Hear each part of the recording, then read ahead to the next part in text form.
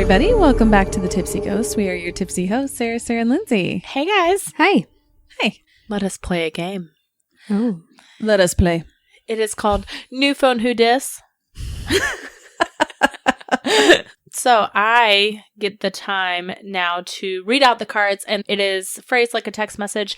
They are going to provide me with their answers. I'm going to be closing my eyes so I don't know who gave me who, and we're going to pick whatever is the best text message response. Perfect. Okay. Ready. Number 1. Thanks for taking the time to interview me today. Can't wait to discuss next steps. You can open. Hee hee. Winky emoticon face. Boom shakalaka. That's what I'm talking about. Okay. And talking is in caps. Talking. It's got to be boom shakalaka. Thank you very much. Beautiful. Appreciate that. All right, let's see. Hey, so I'm pooping at the 7-Eleven and your number was carved on the wall. Do you want to hang out? LOL. We've got it down now. That's a little triggering for me. Don't ask why. I never thought I'd finally hear my birth mom tell me that.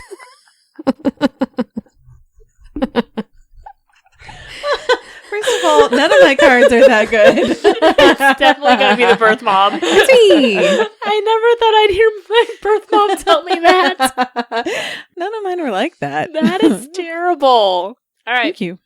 Courtney, we need to talk about your side boob exposure this morning at church. That feels judgy. Courtney is showing some side boob at church. It's inappropriate.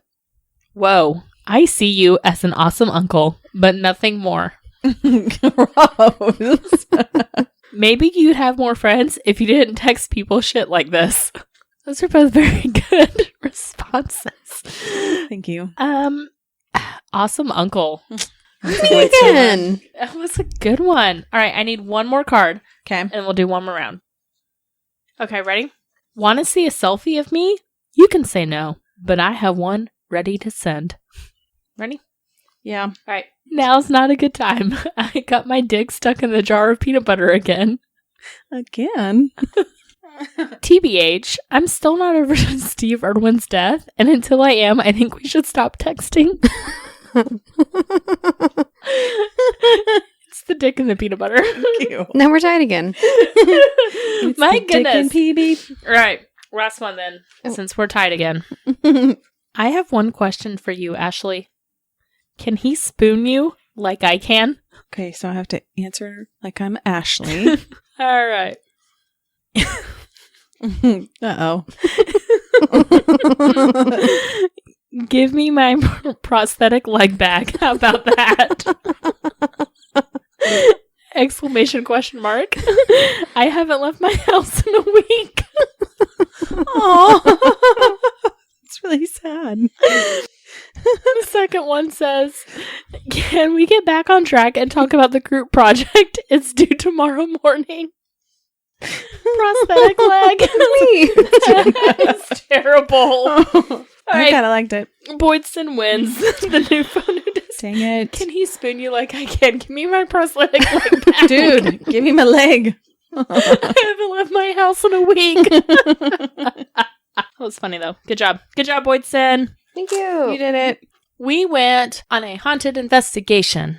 Haunted investigation. And we went to some place that kind of is familiar to all of us because we've all been to the city. Yeah. Several times. Never at the same time. Live there. Right. We all lived in this city, but never at the same time. I mean, you and I did. We did. We weren't friends. Actually, I think you did too. Weren't you there in like 2008, 2007, 2008. Yeah, because Ryan was born 2008 in Lawrence Memorial we Hospital. all lived in Lawrence at the same gosh. time. Well, you just spoiled it on what city we were in. Oh, We all lived in this city at the same time, but didn't know each other. no. Wow, that's cool. And it was not Kansas City. We also lived here and didn't know each other That's true. for a while. You're welcome. The logic is falling through. We went to the Eldridge Hotel in Lawrence, Kansas. LFK. Yes, a town that is near and dear to my heart. For those of you who are not familiar with like the Kansas City area, Lawrence is where KU is. Yes, Rock And- Chalk. Hence why we were all there at KU. one point in our lives. University of KU. University of KU. My gosh. University of Kansas. That feels redundant. University of KU. University of Kansas. If you have been with us since the beginning, you may have heard an episode about the Eldridge Hotel by Sarah. Yes. This is my hometown. I grew up there. I lived there for almost 30 years. And it's really a cool town. And it does have quite a bit of history, which I love. And the downtown history, specifically the Eldridge Hotel, has a lot of haunted history, which Lindsay's going to tell us about. I am. So I've lived in Kansas the majority of my life, and I did not know this much about Lawrence's history. And Lawrence is really only like 45 minutes away from Kansas City. It's not far. All right. So the Eldridge House Hotel is a historic building that is located on Massachusetts Street, which we call Mass Street. You know, people who go to KU, Massachusetts Street is like the main drive through town, and it's called Mass Street, and that's where all the party is. It's where you party. All the fun is. It's where all the fun is. It's where all the bars are. It's where all the fun is. So it is literally right on Mass Street in downtown Lawrence. It's named after Shaylor Eldridge, who built the hotel in the mid-1800s. And Lawrence, we're going to get into a bit of the history behind Lawrence. Lawrence was founded in 1854 by anti-slavery settlers from Massachusetts. Hence Mass Street. The New England Immigrant Aid Company was a transportation company that was created after the passing of the Kansas-Nebraska Act to bring anti-slavery immigrants to Kansas. In case you guys aren't aware, Kansas and Missouri are red states. And so they were very like pro-slavery back then. So Lawrence was kind of it was the opposite. Yeah. They were the city that was anti-slavery in the state, which technically Kansas wasn't a state at this time, but in the settlement, let's call it that was pro-slavery. So the company built a temporary way station in Lawrence for these settlers who were coming through and named it the Free State Hotel. On May 21st, 1856, Douglas County Sheriff, Douglas County is Lawrence, Samuel J. Jones, and a large group of pro-slavery men arrived in Lawrence and burned down the Free State Hotel as part of the Sack of Lawrence. So a little background to the Sack of Lawrence. So Samuel J. Jones, he led a group of pro-slavery settlers to attack and ransack Lawrence. So the town of Lawrence was founded, like I said, by anti-slavery settlers from Massachusetts who hoped to make Kansas a free state. This was the tip of what we now call the Bleeding Kansas, which is a series of violent civil confrontations in Kansas. Some were in western Missouri, but most were in Kansas, between 1854 to 1859. The battles were basically over the legality of slavery. There were years of electoral frauds, raids, assaults, and murders that were carried out in the Kansas and Missouri territories, totaling about 56 political killings over the years, but some historians believe this may be up to 200. Wow. Bleeding Kansas has been called a tragic prelude to the American Civil War because the Civil War started in 1861, just a couple years after Bleeding Kansas ended. The conflict was basically over whether Kansas would join the Union as a slave state or whether it would be a free state, and this was of national importance because the two senators from Kansas would affect the balance of power in the whole U.S. Senate, which was divided over the slavery issue. So basically, this was going to be like Kansas was going to tip the Senate. Right. Yeah. To be pro or anti-slavery. Yes. No pressure. Everybody was paying attention to Kansas. So Kansas was further unique in the fact that it had, at the time, two different capitals. There was pro-slavery Lecompton and anti-slavery Lawrence, which then Topeka became the capital. And then two different constitutions, one that was pro-slavery, one that was anti-slavery, and two different legislatures. And both claimed that they were reflecting what the will of the people in Kansas were at the same time. Yeah. A state divided is what we're trying to get at here. Very much. So eventually Kansas was admitted to the Union as a free state. And this was the same day that Southern senators had departed, which allowed this to pass. But this was the succession crisis that led to the Civil War. Basically, Bleeding Kansas demonstrated that slavery, like armed conflict, was unavoidable. We were going to have to fight over slavery. And that's what tipped the Civil War into happening. Back to the Sack of Lawrence. So only one person died in this specific battle, and it was like an accidental, they were burning something down and like something fell from the burning building and hit him in the head. But after Eldridge's Free State Hotel was burnt, he purchased the charred remnants of the structure and rebuilt it as the Eldridge House. This building stood until 1863 when it was burnt by William Quantrill during the Lawrence Massacre. Bleeding Kansas, Sack of Lawrence, Lawrence Massacre. Lawrence had a hard time. Lawrence had a hard time. Yeah. Talk about a place that is probably haunted all Right. over. Definitely. So it was burnt down again in 1863. It was eventually rebuilt twice more in 1866 and then again in 1926. this hotel will not burn down. Thank She's goodness. cursed. She's cursed. So the Lawrence Massacre, that was on August 21st, 1863, in the Quantrill's Raiders, which was a Confederate guerrilla group led by William Quantrill. He attacked Lawrence, killing 150 unarmed men and boys. So Lawrence was targeted again due to the town's support of abolition and for being the center of the Jayhawkers. You guys know what the history of the Jayhawkers is?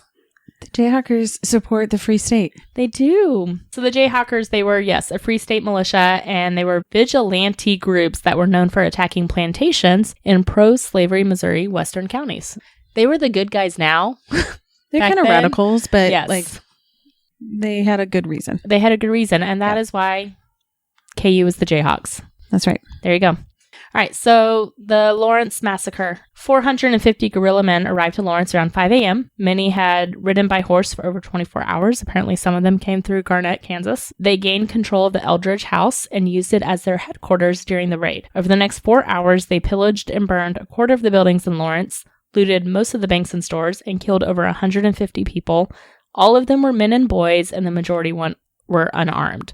Like, there was one story, the first person who actually died in this massacre was a pastor who was milking his cow. And they just rode up on his farm and shot him.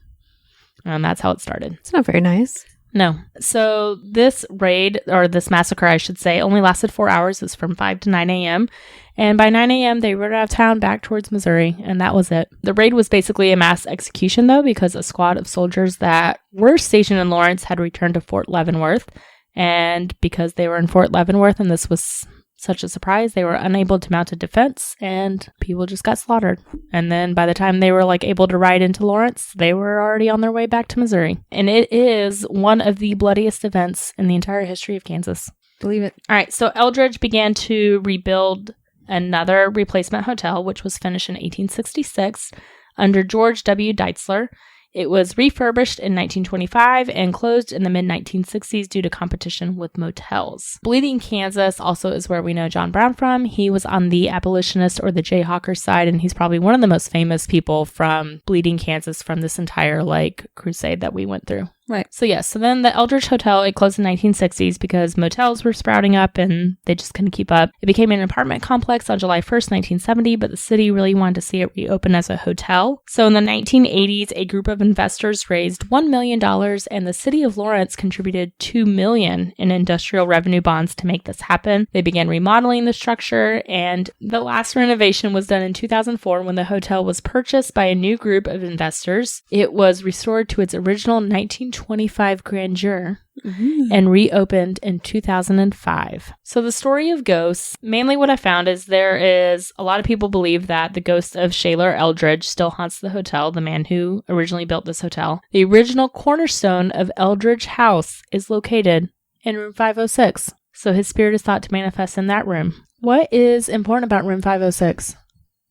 That's where we stayed. That was our room. I was like, trick question? Yeah. Isn't that where we stayed? Yeah. Yeah. We stayed in room 506. We did. Where he is thought to manifest. And there is a famous photo. You can easily Google it. And it is taken during the 1980s in the lobby. And it shows the elevator door being open.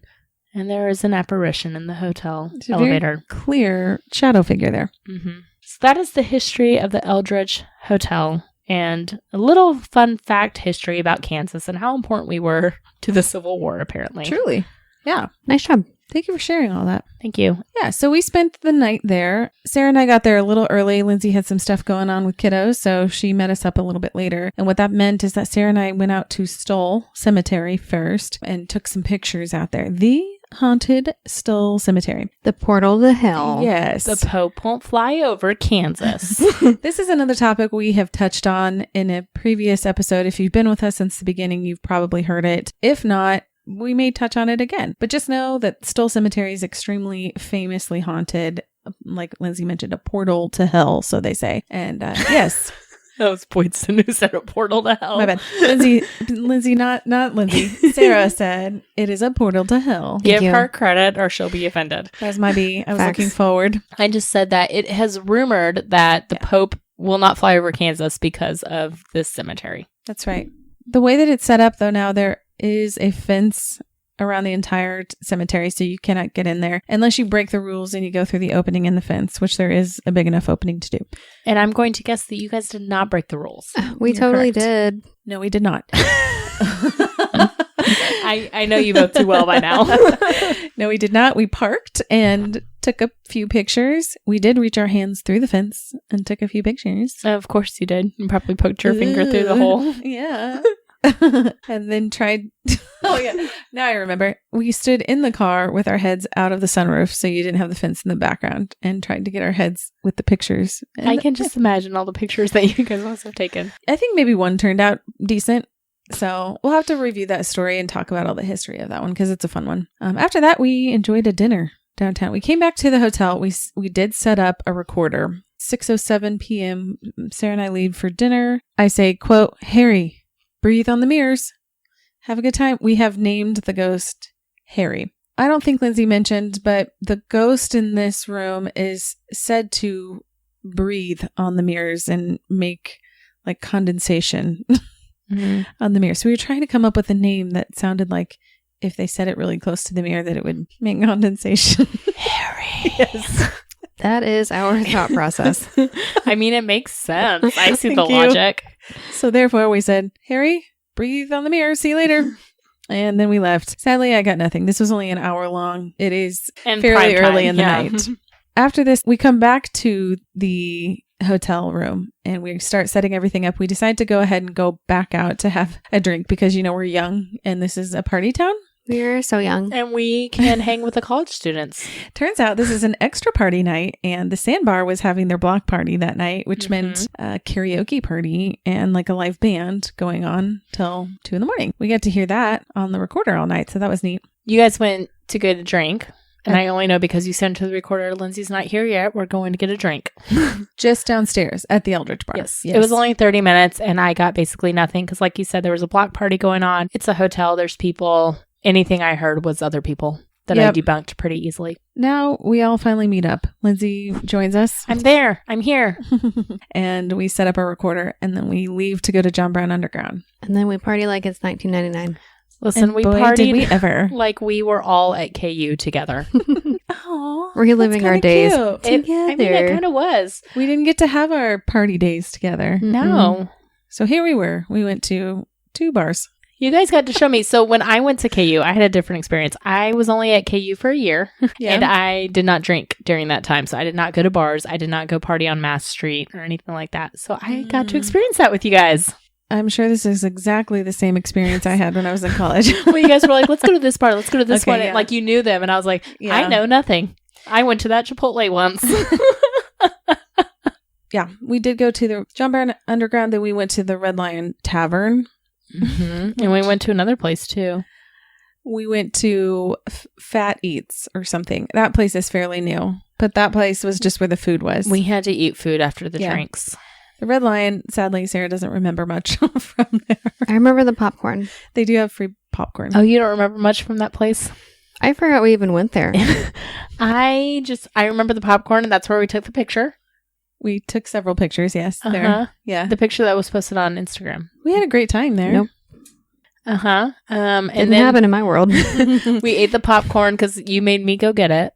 Of course, yeah. You were like, go get the popcorn, Lindsay. Go get the popcorn. Mm-hmm. And then we went to get food afterwards because I was like, the popcorn's not cutting it for the food. While we were there, we got a shot that we did not need. You're welcome. It was Fireball. I do remember. No, Fireball was at the food place. Yep. Yeah. I know. But we didn't take it as a shot. We sipped it, which I don't know who We're so sips smart. Fireball. Like, it won't hurt as much if we sip it. we thought it'd be better. Did we? We sipped. You may have taken it as a shot. Me and Sarah sipped it. Classy. We just thought maybe it probably would hurt less if I did that. It did not. Yeah, and then we decided to walk home, and that was a fun experience in and of itself. That was a mistake. We had an emotional heart-to-heart. Listen, it was literally like being at college. I get emotional when I drink. No, that part was fine. We had an emotional heart-to-heart. Everything was great. We did have and an then emotional just heart-to-heart. like in the flip of a switch, we were somehow doing cheerleading jumps. Talent show. And cartwheels. And I think all of us hurt ourselves. Not as Maybe bad as Lindsay me. hurt herself the most. I fell against like a planter. No, tell them the full story. No, like it was like What a were you planter doing? though. I was doing like a Was I doing a cartwheel or a cheerleading Doing a jump? I don't remember herky. which one. A herky. No, it wasn't a herky. It was a tabletop. Tabletop. I couldn't remember if I was doing that, the cartwheel. No, it was a jump. Because then you landed on your heels and you fell backwards. Yes, and then I fell backwards into like a planter box, like that a had large plants. planter. A very large one. I felt fine. The next day, I texted them a picture of my ribs that were completely bruised. Yes. And then my hips were very bruised as well. And my arm also had a giant bruise on it. So I was bruised on my entire side from where I fell. Did it hurt the next day? It did. I bet. You didn't fall on the cartwheel. I don't remember the cartwheel. So I was don't know. round offing. And then Boydston goes, do a back handspring. And I knew better. It's Yeah, like, no. No. The moral of this story is you guys are not allowed to let me do any cartwheels, any gymnastics, any That's never gonna cheerleading happen. when I'm drunk. You were so I'm confident. always going to I was so confident. I can't do it sober. My body cannot do said- that anymore. I have the best tabletop. And I said, oh, let me see it. Listen, I feel like I would have normally landed that, but I was drunk. You did a toe touch. I did. I remember that. Yeah. I don't think I did a toe touch. I did a round off. I mean, it was exactly like we were in college I think again. you did a We were herky. like, A herky. I kept talking about those damn herkies. these college kids are walking past us, and we're like these women in our 30s and These old 40s ladies. Somebody probably totally videoed us. doing these gymnastics moves on the sidewalk while also having a heart-to-heart. Okay. Anybody who videoed us, give it back. Can we please see? We want the It was footage. a messy walk back to the hotel. But we made it back. We did. That's the state of mind we were at. The point of the story is we left some recorders while we were out on our Mhm. town We did. outing. On our outing. Yes. Listen, I will also say this was like the weekend before you guys left me to go to Lawrence, Yes. to London, and so we were having like our our goodbye party. Mhm. It was good. It was good. It was great. really good. Go big or fall down. I mean, we knew we wouldn't see each other for a few weeks, so this was what we were doing. That's how we have fun. Herkies on an street. Tabletops. Toe tucks. Toe tucks. Toe touches. Sorry. I can do a toe tuck too. Like this. Listen, we can still do it. We still got it. Kind of. I just need to stretch. Enough to hurt ourselves. I had the recorder while we were out having drinks. Turns out it was quite a while. It really was. A couple hours. I mean- 3 hours and 40 minutes. Yeah. Holy shit. We No went wonder to we several retired. places. No wonder I couldn't remember. We went to 3 places. Anyways, overall, I really didn't get much, unfortunately. Like I mentioned, I can hear the band the entire time, and they are like several blocks down the street, Mhm. but I can hear them. I hear a couple of loud knocks and cracks in the room. I kind of just stopped writing them down after a while. I feel like the toilet runs a couple times, so I don't know if either of you had a recorder from overnight and heard it also. Yes. I had the overnight, but I did not hear it unless like a couple times, but I think we were going to the bathroom.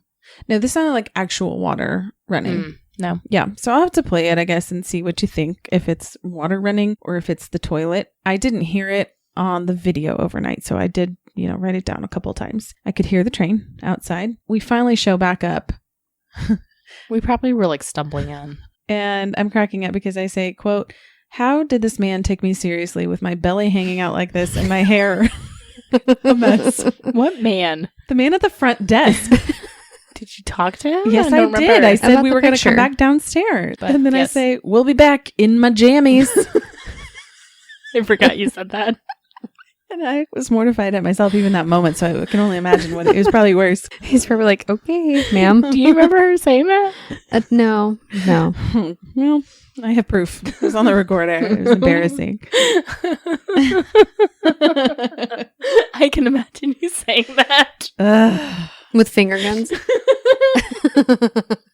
I'll be My in shirt jammies. was all the way. I probably didn't realize after my round off it was like up to here. And it was also like 1 a.m. when we came back to the hotel because we went to bed like 2 a.m. We were clearly overserved. Bad Again, times. no, we can totally still hang with the college kids. I was like, "Can we go downstairs?" I was like, okay. He was nice and he let us He downstairs. was very nice. He did let us go down to the basement area. Yeah. We were down there for maybe 15 minutes. It wasn't long. Do you guys have recordings from there? It's on my phone, but it's mostly us talking and I didn't get much. It's just you. Yeah, I tried. have. Tour guide said everything could be explained. Oh, yeah. He was definitely not a believer. Yeah. Yes, Yeah. and Boydson said Lindsay will love him. And I'm sure you did. I did hear a weird noise. Sarah, you heard a bang and you called it out. And then, well, you said, like, did anybody else hear that bang? And we said, yeah, we did. And then you felt the need to clarify to the spirits, because we did a very brief, like, 10-minute EVP session. You said, we are pro Lawrence. Slavery is bad. Oh, I'm so glad I clarified that. I mean, I was Thank probably you. talking to people from back in the day, so. Yes. And this was like the room that they called it, what, the Big 6 room? Not the Big 12, but it was like the Mhm. Big 6 room. It was Yeah. far before Big 12. Yes. Yes, before the Big 12. And it was like, I mean, it just had like It's signs or symbols. I don't think Of that's the the right different word. colleges. It was the Yeah, the mascots, different but colleges. from many, many Yeah. moons ago. Many moons ago. It's an event space, though, now. It is an event space now. Yeah. We went upstairs and we got ready for bed and we went to bed because it was like 2 a.m. Yeah. We were overserved. It was bedtime. Tired from our gymnastics. I only caught one little EVP. Was it me going, It was like an ooh. It might have been me. If I hear it, I'll know. Yeah.